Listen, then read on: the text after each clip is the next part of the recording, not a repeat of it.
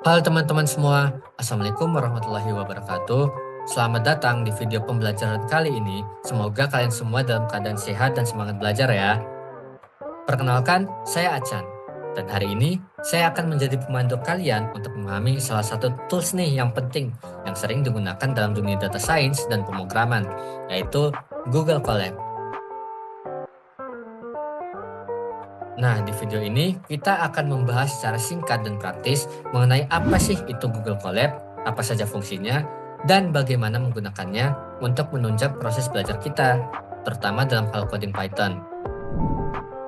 Pernah nggak sih kalian ingin belajar coding, tapi bingung harus install software apa, atau laptop kalian nggak cukup nih untuk menjalankan aplikasi pemrograman?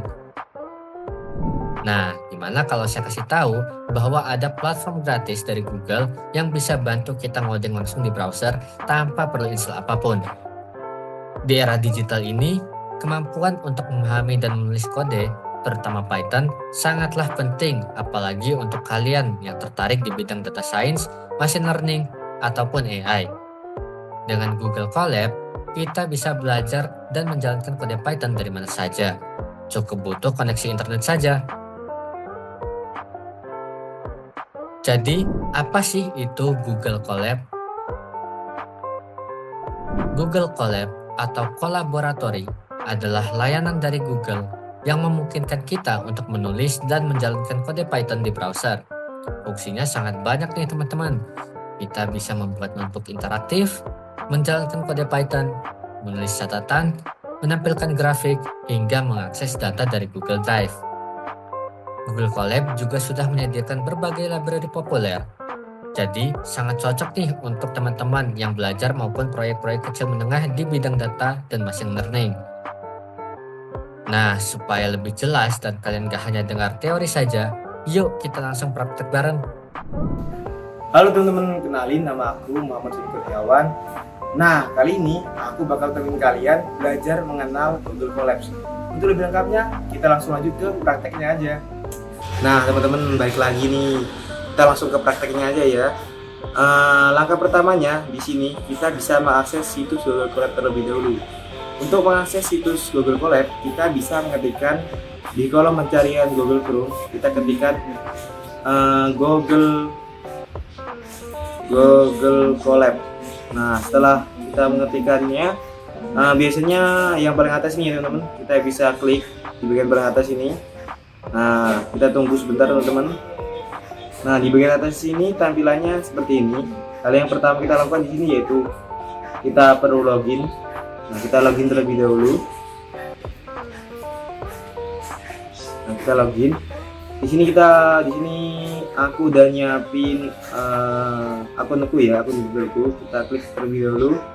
Nah, setelah itu kita perlu masukkan sandi akun Google kita. Kita masukkan seperti memasukkan kata sandi seperti biasanya.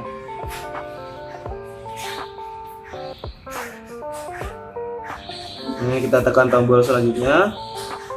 Setelah itu kita lanjutkan.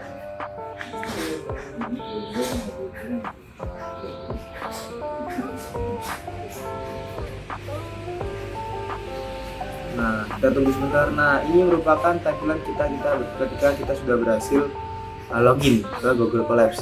Sini kita bisa menekan tombol notebook baru, kita tekan. Kita tunggu sebentar. Tunggu sebentar teman-teman. Nah, ini merupakan tampilan dari Google Colab. Nah, di sini kita bisa mulai menulis kode, terus kita bisa menganalisis data. Nantinya kita lakukan di sini.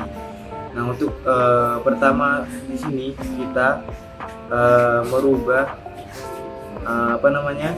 di bagian nama terlebih dahulu, dimana nama di sini kita rubah menjadi belajar mengenal Google Colab. Dan untuk selanjutnya tombol bintang atau tombol start di samping nama dokumen di sini digunakan untuk menandakan bahwa dokumen ini penting, sehingga nantinya kalau kita membuka Google Chrome kita sudah ada riwayat membuka Google Colab seperti itu. Ini kita di bagian kanan, teman-teman. Di bagian kanan di sini toolbar kanan di sini yang pertama di sini ada fitur AI, fitur terbaru dari Google Colab. Nah, kita klik di sini ada pilihan buat kode. Nah, buat kode sendiri ini digunakan kita untuk membuat kode secara otomatis. Ini kita tekan lanjutkan. Kemudian di bagian ini nantinya akan muncul, di bagian kode ini nantinya akan muncul seperti ChatGPT atau teman-teman bisa klikkan. Di sini saya coba membuat perintah, yaitu buatkan saya kode operasi matematika sederhana. Nah, seperti ini. Oh, ternyata tidak ada hasil, teman-teman. Hal ini mungkin dikarenakan AI-nya masih belum mendukung menggunakan bahasa Indonesia ya. Kita sekarang juga coba menggunakan bahasa Inggris. Kita hapus terlebih dahulu. Nah, kita ketikkan make me a simple code with Python. Nah, kita run. Nah, bakal muncul seperti ini, teman-teman. Ini adalah fitur AI dari Google Colab. Jadi kalau teman-teman misal butuh contoh kode terlebih dahulu, bisa gunain perintah ini, nanti dimodifikasi sedikit seperti itu, teman-teman. Lanjut ke bagian selanjutnya, yaitu ada tombol salin link. Nah, salin link ini digunakan kalau teman mau koordinasi dengan teman kalian. Jadinya misalkan kalian mau saling ngerjainnya bareng-bareng sama teman kalian, koordinasi, kita bisa bagikan link Google Colab kita ke teman kalian. Sebenarnya ada bagian komentar. Nah, di komentar ini sendiri kita bisa memberikan komentar terhadap kode. Contohnya ketika ada kode yang kurang maksimal, di sini kita bisa mengkomentari kode tersebut. Ini kita ketikkan contohnya seperti kode maaf teman-teman, kode ini belum maksimal, seperti itu. Dan kita tambahkan tolong dirubah lagi, kita kemudian klik tombol komentar. Nah, setelah itu akan muncul seperti ini. Ini menandakan bahwa kita sudah melakukan komentar. Ini ada bagian setting. Di bagian setting ini seperti styler pada umumnya, ada pewarnaan editor. Ini ada ukuran font, jenis fontnya apa, lebar identitas dalam ruangan, kita yang lainnya. Ini kita gunakan sesuai template saja, sesuai bawaan Google Colab. Ini ada di sel duplicate tab. Nah, di sini nantinya sel bagian kiri akan diduplikat di bagian kanan, sehingga nantinya kita bisa kerja secara lebih optimal. Jadi misalkan ada bagian yang perlu dirubah, kita langsung di bagian tersebut. Contohnya ada penghapusan. Nah, di sini kita ketika kita hapus, nanti kodenya langsung hilang seperti ini. Seperti ini, kemudian kita tambahkan kode baru. Nah, seperti ini buat contohnya nanti. Di bagian sini ada titik 3 paling kanan. Dan di sini ada pilihan pilih sel, salin sel, serta potong sel. Lanjut, kita bakal menjelasin di bagian file. Nah, di bagian file sendiri sini seperti pada drive ininya ada bagian temukan drive, buka dalam mode playground, dan lain sebagainya. Nah, di bagian sini kemungkinan kita akan jarang menggunakan. Nantinya kita bakal menggunakannya di bagian yang samping kiri ini, teman-teman. Ini juga ada pilihan di bagian edit. Di sini juga ada pilihannya. Sebenarnya di bagian lihat seperti biasa di sini ada. Nah, di sini ada history kode yang akan dieksekusi. Nah, ini ketika kita klik, nanti kita akan dapat melihat hasil kode. Nah, karena tadi sudah dihapus kodenya, maka di story-nya tidak ada ya, teman-teman. Dan kita juga belum melakukan proses coding secara maksimal. Di sini juga ada tombol komentar, di mana kita bisa mengatur komentarnya, bisa disembunyikan, diluaskan, atau diminimalkan. Seperti itu, teman-teman. Lanjut, mungkin di bagian kanan ini, bagian kiri, maaf. Yang kiri di sini ada yang pertama di deliver isi, isinya kita buat, dan di sini ada tombol pencarian. Misalkan di sini kita nanti sudah ada kodenya, misalkan di sini kita ketik terlebih dahulu, kita ketikkan prompt. Nah, print seperti ini maksudnya. Nah, kita cari kita ingin mencari tombol print ini, teman-teman. Kita ingin cari kode print ini, kita bisa ketikkan print. Nah, di sini kita isikan dengan kode yang mau dirubah menjadi kata apa atau kalimat apa. Sekarang kita ganti print menjadi prompt seperti itu. Kita tekan tombol ganti, nah bakal ganti seperti ini, teman-teman.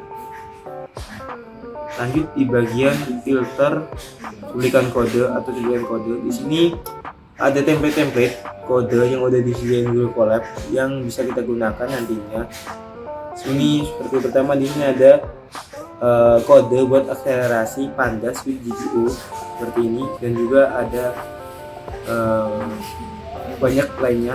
Di sini rata-rata di sini Pandas juga namanya with GPU, namun berbeda perintah seperti itu, teman-teman. Selanjutnya kita masuk ke bagian variabel. Di sini nantinya ketika kita sudah membuat variabel dalam kode program, nah di sini akan disimpan kode itu akan disimpan di situ. Nah, selanjutnya di sini di bagian rahasia. Nah, di bagian rahasia sendiri, sini merupakan tempat dimana ketika kita ingin menuliskan kode, namun tidak ingin diketahui teman yang telah memiliki akses di Google Colab ini, kita bisa menambahkannya di sini. Di bagian akhir di sini ada bagian file, dimana nantinya di sini kita bisa mengatur file tersebut. Nah, kita sekarang di bagian file. Di bagian file sendiri, di sini kita berguna untuk mengatur file dari kode program yang telah kita buat di sini. Nah, di sini contohnya ada sampel data. Nantinya kita bisa upload file baru, refresh, atau melihat file tersebut.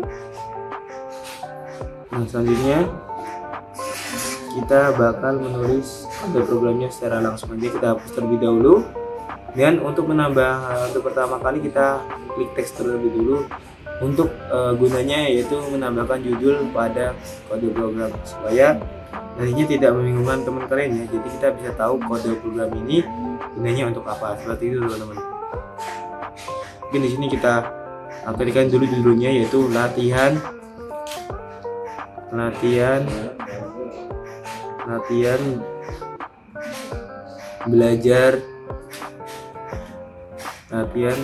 sederhana mengenal Google Colabs. Kemudian kita lanjut ke tambahkan kodenya.